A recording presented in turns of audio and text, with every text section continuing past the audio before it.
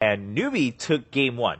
1-0. So we have the final moments there. We'll be able to check that out and really get a better picture here between these two teams.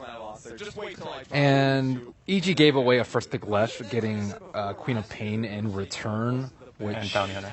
Yeah, which, I mean, it's dubious giving Leshrac away, I think, in almost any circumstance. And it didn't really seem like they were very well equipped to deal with that, on top of the Storm Spirit. And they had 3 Invis heroes. A lot of teams don't even like picking 2.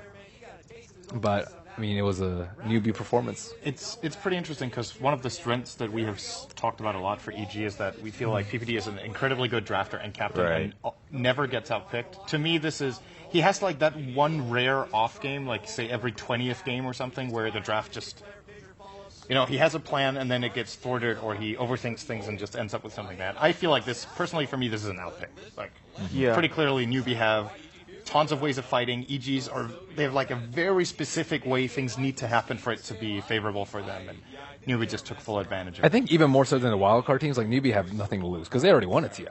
They're just like, we're just here to see what happens. You bring up a good point. I mean, not the invite guys will just hang out and crush EG.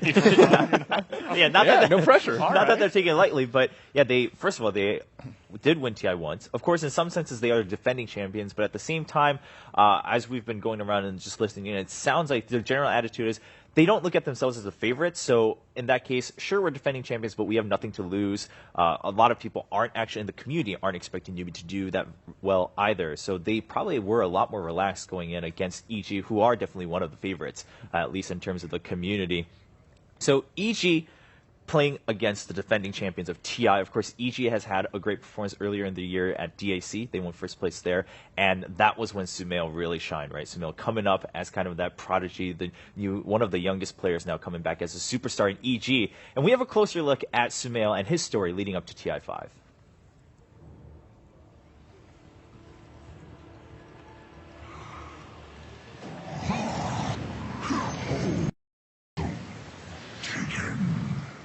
When I first met Sumail, I knew this kid was going to be big.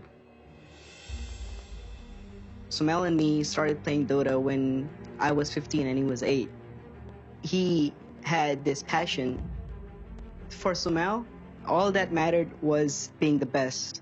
His desire to compete at the highest level, his will to be a professional, that was the most prominent thing that I got from him. So when a spot opened up on Able Geniuses, Sumail was the first person that we thought of. At first, Sumail's parents were very skeptical about esports, but even though it was a very scary decision, his parents really believed in him. I lived in Pakistan for 15 years, and growing up, I wanted to play so bad that I sold my bicycle just to play for more hours. We had no car, so I bought a small pit bike. It was only meant for one person, but we got like 4 persons on it, and we rode all the way to the gaming zone. We just started playing the whole day. Pakistan doesn't have much resources to fulfill the needs of gaming, and to play the game, it's very easy over here. My dad worked really hard to get me and my family here. I live with 8 family members in a small apartment, and I share my room with 3 family members. It's really mesmerizing for all of us. And he's been playing so fast, never tired, never get bored. I play about 9 hours a day. It needs a lot of hard work and dedication, and in Dota there's always something new, so you just can't stop. Sumail's entire life revolves around Dota. Aside from school and his family, this is pretty much his life. This is what he's been doing since he's been 6. I think he's established himself quickly as one of the most skilled mid players in the game. But I think what's going to be really important for him as he develops is how he interacts with his teammates. I have a lot of room to improve, and Fair is like the most experienced player. So I've learned a lot from him, and I think he's like one of the main reasons I'm here now. At Summit 3, I thought I was the only reason our team lost because I just played so poorly. Fair helped me learn just to trust your teammates. He told me that the good players learn from their mistake and not get upset. Instead, they practice out, and that's how you become the best. Sumail's definitely a confident player. He came in at 15 years old and somehow managed to win the biggest prize pool outside of the international. And a lot of that had to do with his confidence in himself. If he didn't have that, under all of that pressure, I think most players would have just crumbled. all this fame, all this money, all this glory, it didn't change him. That's the best part of who he is. He's really ambitious. He always been saying to his mom and dad, let me do this, and one day I'll make you all proud of me. And he's doing it. He's on his right path. I'm excited about everything in my future, but I'm possibly more excited than anything else about winning TF5. TF5 is everything. You win this, you win everything.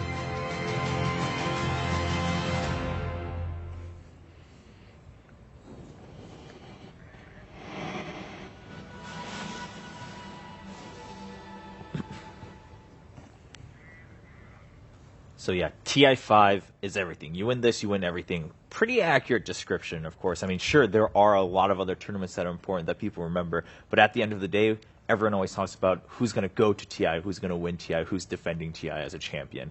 That's been the title, and I mean, Sumail, this kid, really, a kid, right? And coming in, huge spotlight on him, and he says he felt that pressure a little bit, of course, talks about how he was a little bit too hard on himself maybe, but now, of course, his teammates, especially Fear, bringing him in and saying, hey, listen, the best players will learn from their mistakes, and they go on, and Sumail looks like he's been on that path, coming back in, being a little bit more steady.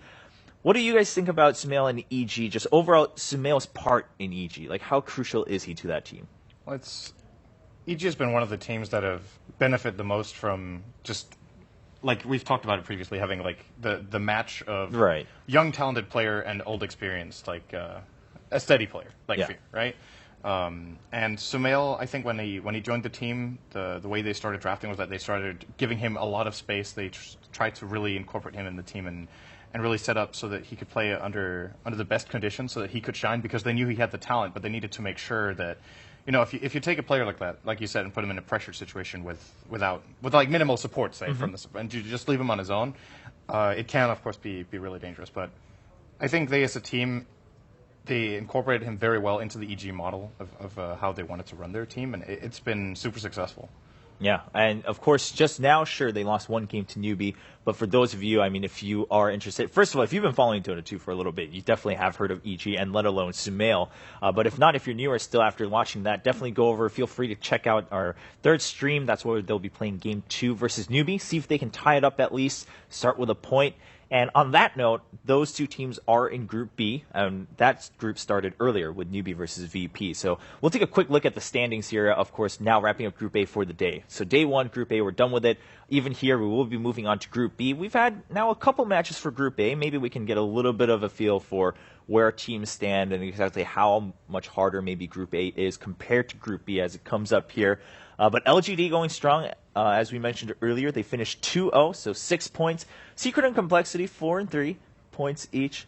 And then we do have Navi Fnatic with the ties, and then MVP, Cloud9, IG, all with only 1 point each. So no team ending the day with a 0-2 record. So that's a pretty good sign for things to come. Things do seem to be pretty even on the side of Group B. Again, only one match between Newbie and VP. They tied 1-1. So we'll be finishing that group up in the later half of the day, see how the points pan out.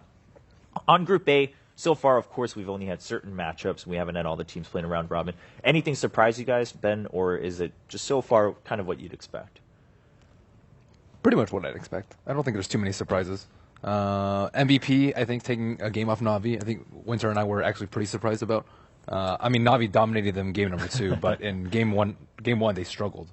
Yeah, MVP Phoenix definitely gave them a run for their money, and I think a lot of people weren't expecting that particularly. I mean, sure, we talk about Secret losing a game to Fnatic. Maybe that's a little surprising to some people. But MVP Phoenix, the fact that they're still here to put up a fight after the wildcard play-ins, and after they struggled a little bit in the wildcard play-ins to secure that second spot, that would be something to keep an eye on. Now, for Group B, for us, this is the moment Syndrome's maybe been waiting for all day. We are going to watch 2 Team Empire games in a row. How excited are you about that? I'm really excited because I think relative to like the general expectation, it seems to be like across the panel and across the world. I think I'm expecting more of Empire than most are, and I'm just really curious to see them play, as well as of course Vici Gaming. Oh, this is not good. Yeah, that's all right. We'll get you some water. All right, I think I'm good. So, yeah.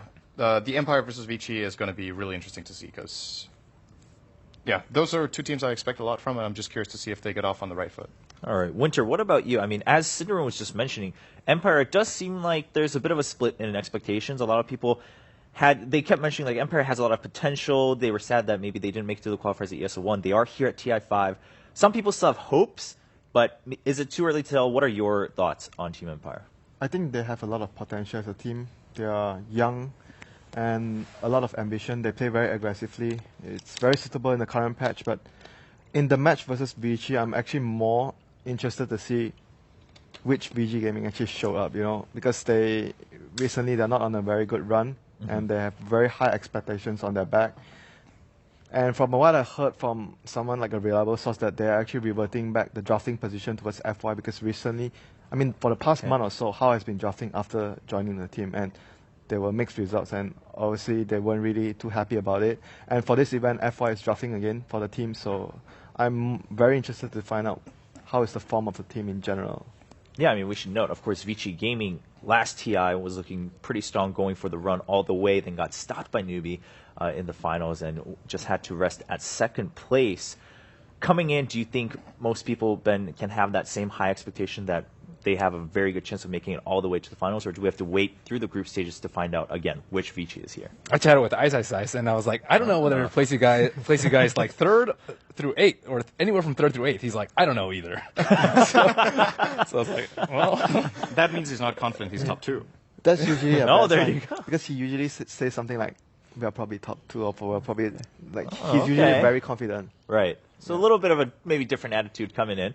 But at the same time, this TI5, a lot of people, I think, we're already noticing a lot of expectations perhaps not being that accurate. Teams are still figuring things out. Of course, the patch playing a big role in that. People are still talking about how different is this patch, starting from 6.83, coming into 6.84.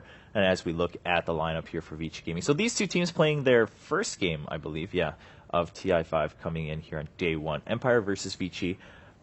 Do you guys have any strong predictions about this?